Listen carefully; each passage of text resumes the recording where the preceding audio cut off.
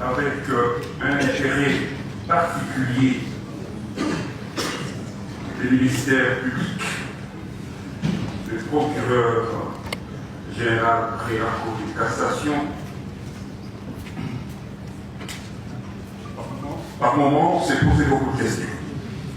Si on a été dans, on est dans la même affaire où le ministère public a une affaire à lui et que nous sommes avec la Cour dans une autre audience.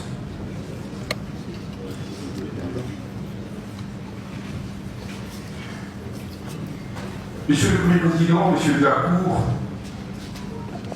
il y a une sagesse anglaise du XIIe siècle qui dit mieux vaut condamner 50 000 coupables que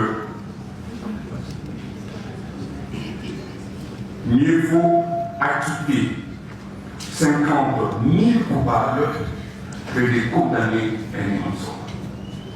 Ça, c'est la sagesse anglaise du XIIe siècle. Mieux vaut acquitter plus de 50 000 coupables que de condamner un innocent.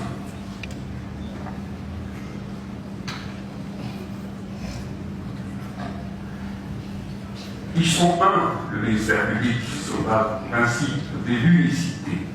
Mais nous avons compris que dans l'esprit, ils ne sont pas un.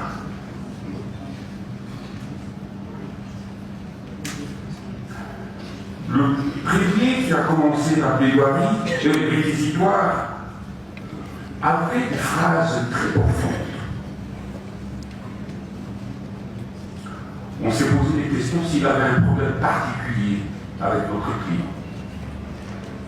Mais il s'est référé à la Cour. Il dit à vous seuls, de dire le droit. C'est que le ministère public voit ses limites. C'est pour cela qu'il sollicite auprès de votre haute cour, de dire le droit. Les latinistes disent donne-moi les faits, je te donnerai le droit. Damniti factum tibi jus. Dabo jus. Il continue en disant, messieurs de la Cour, l'histoire vous regarde. L'histoire nous regarde. Ce n'est pas la Cour seulement. Nous tous, et le ministère public, et la Cour, et la partie des forces. L'histoire nous regarde. Et il dit que l'histoire vous jugera. L'histoire nous jugera tous. Et l'histoire a commencé à juger. La manière dont l'instruction a été menée dans cette affaire, l'histoire est convaincue.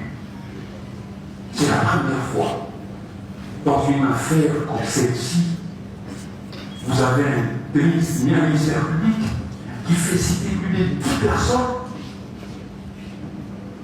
C'est la première fois. Ça n'a jamais existé. Il devait prendre son temps, instruire à son aise, saisir votre juridiction de jugement pour ne pas dire votre cours et être à l'aise. Curieusement,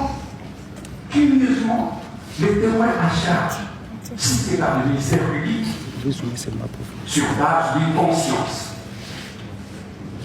sont devenus des témoins à décharge. Désolé.